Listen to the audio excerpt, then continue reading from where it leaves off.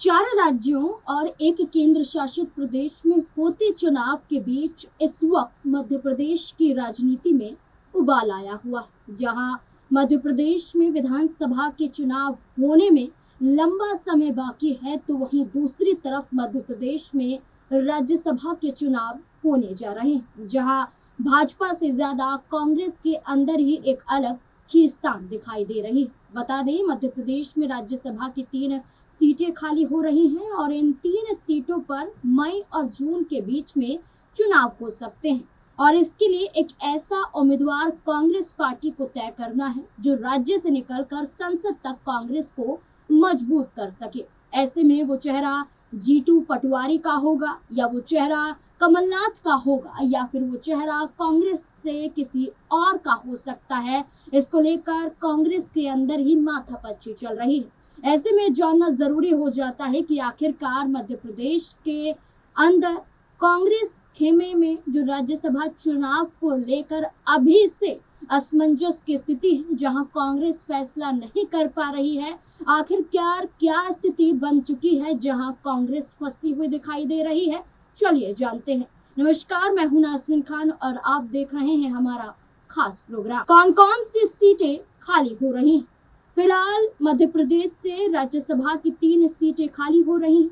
कांग्रेस से पूर्व सीएम और वरिष्ठ नेता दिग्विजय सिंह की सीट है और बीजेपी से सुमेर सिंह सोलंकी और जॉर्ज कुरियन का कार्यकाल भी खत्म हो रहा है, यानी कि एक कांग्रेस की और 2 भाजपा खेमे की सीटें इसमें शामिल हैं। इसलिए कांग्रेस को चिंता है कि क्या वो एक सीट भी राज्यसभा की निकाल पाएंगे, क्योंकि मध्य प्रदेश में इन 3 सीटों के लिए मई जून के बीच में चुनाव संभावित है। ऐसे में कोई ऐसा चेहरा चाहिए जिस पर विधायकों का भरोसा ज्यादा से ज्यादा हो सके ताकि क्रॉस वोटिंग की नौबत ना बन पाए। कांग्रेस विधायकों में हो सकता है खेल।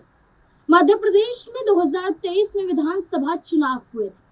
इन चुनावों ने कांग्रेस के 65 विधायकों को जीत दिलाई थी, लेकिन 3 विधायकों को लेकर संशय बना हुआ है।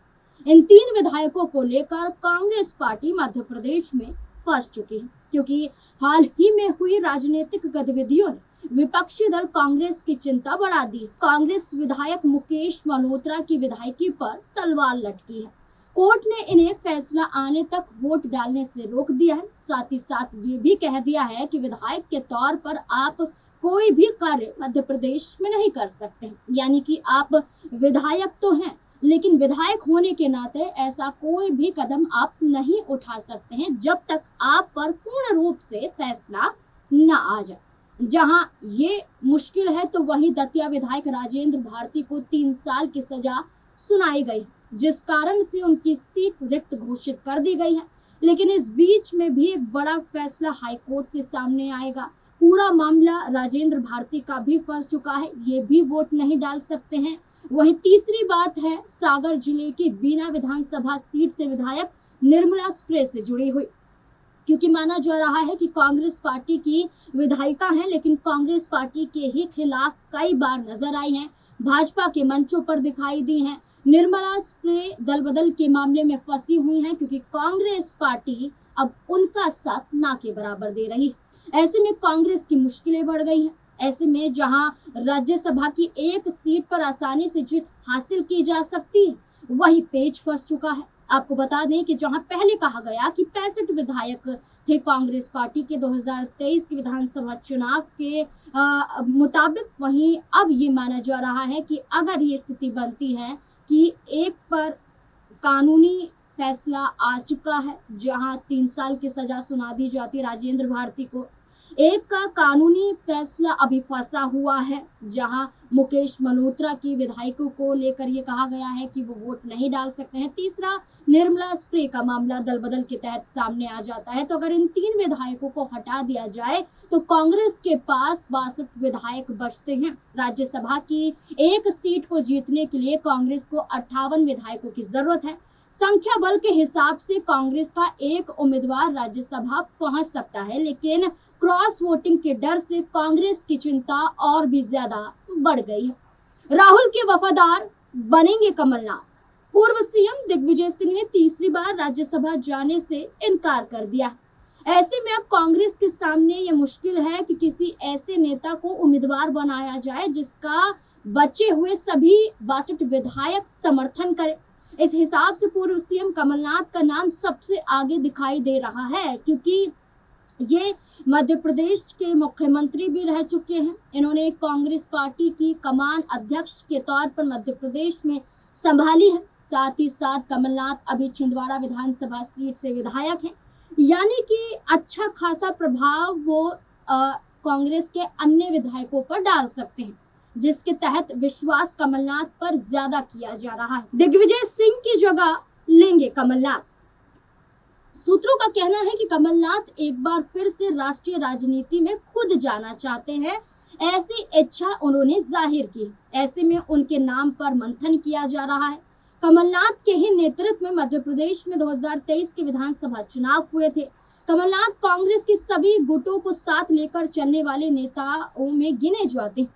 सबसे बड़ी बात है कि कमलनाथ के नाम पर पूर्व सीएम दिग्विजय सिंह को भी किसी तरह की कोई भी आपत्ति नहीं, इसलिए ही कांग्रेस इस चेहरे पर दाव लगाने की सोच रही है, जिसके नाम पर सभी विधायक सहमत हो सकते हैं। कमलनाथ के संगठन में भी है अच्छी पकड़। कमलनाथ के संगठन में अच्छी पकड़ भी है, वहीं सभी विधायकों की पसंद भी माने जाते हैं।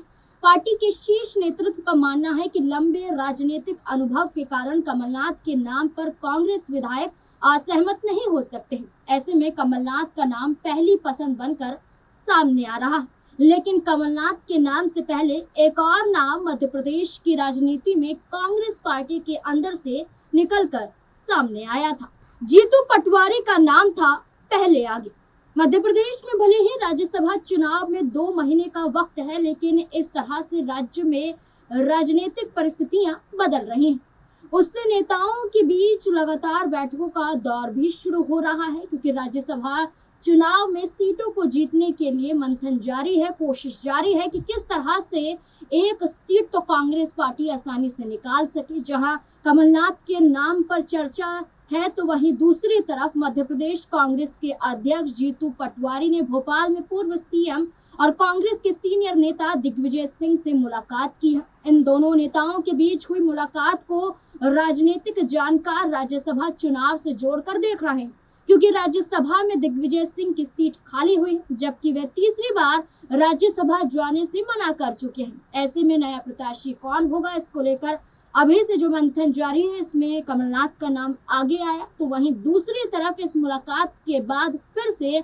जीतू पटवारी को लेकर चर्चा शुरू हो गई है, क्योंकि राज्यसभा प्रत्याशी के चयन में दिग्विजय सिंह और जीतू पटवारी की भूमिका सबसे अहम हो सकती है, इसलिए इनका नाम भी फिर से दोहराया जा रहा है। जीतू पटवारी दिग्विजय सिंह के बंगले पर पहुंचे थे और उनसे मुलाकात उन्होंने अब से 2 दिन पहले की थी, जिसके बाद उन्होंने कहा कि वह पार्टी के सीनियर नेताओं से लगातार मार्गदर्शन लेते रहते हैं। दिग्विजय सिंह उन्हें लगातार मार्गदर्शन देते रहते हैं। मार्गदर्शन इन दिग्गज नेताओं के जरिए उन्हें मिलता रहता है। राज्यसभा चुनाव हो और पार्टी के संगठन को मजबूत करने की बात हो, तो ऐसी चर्चा ना हो, ऐसा हो नहीं सकता है। ऐसे में उन्होंने खुद ये स्वीकार किया है कि संगठन को मजबूत करने के लिए और आगामी राज्यसभा चुनाव को लेकर चर्चा हुई। जीतू पटवारी ने चुनाव लड़ने से किया था इनकार। जीतू पटवारी ने पहले राज्यसभा को लेकर बड़ा बयान दिया था।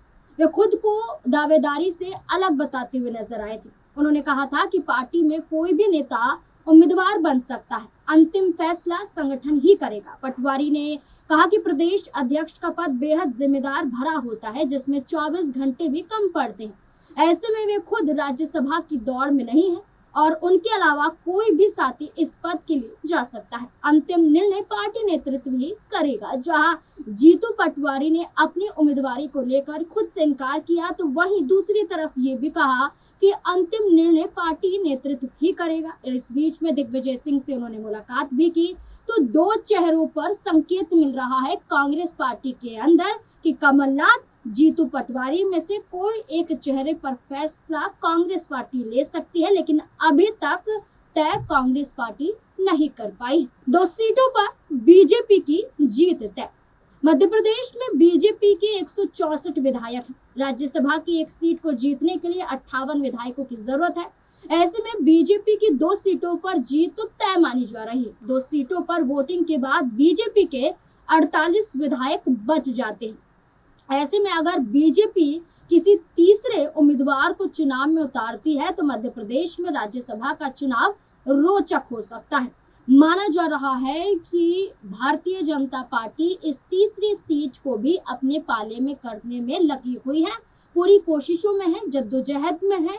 जहां भारतीय जनता पार्टी पूरी तरह से तैयार है जीत के लिए, तो वहीं कांग्रेस पार्टी को डर है कि कहीं कांग्रेस के अंदर ही क्रॉस वोटिंग का सिलसिला ना पनप जाए। इसलिए एक ऐसे चेहरे की तलाश की जा रही है जो भरोसे लायक विधायकों के आधार पर हो। गौरतलब है कि 3 सीटों में से तस्वीरें साफ हैं कि भाजपा 2 सीटों को आसानी से जीत रही है। बची तीसरी सीट पर भाजपा खेल कर सकती है, या तो उम्मीदवार उतारकर अपनी पार्टी से या निर्दलीय उम्मीदवार के तौर पर समर्थन देकर। लेकिन इन सब के बीच कांग्रेस धर्म संकट में है कि बची एक सीट पर किसे उम्मीदवार बनाया जाए, क्योंकि जीतू पटवारी एक तरफ है तो दूसरी तरफ कमलनाथ है। कांग्रेस को फैसला करना है कि जीतू पटवारी का नाम आगे किया जाए या हटाया जाए, या फिर राजनीतिक अनुभव जो रखते हैं कमलनाथ उन्हें दिल्ली की राजनीति में भेजा जाए। अब तक फैसला नहीं हुआ, लेकिन आपको क्या लगता है कि कांग्रेस पार्टी से किसे राज्यसभा के चुनाव के लिए उतरना चाहिए, जीतू पटवारी या फिर कमलनाथ? अपनी राय कमेंट सेक्शन में जरूर दें। धन्यवाद।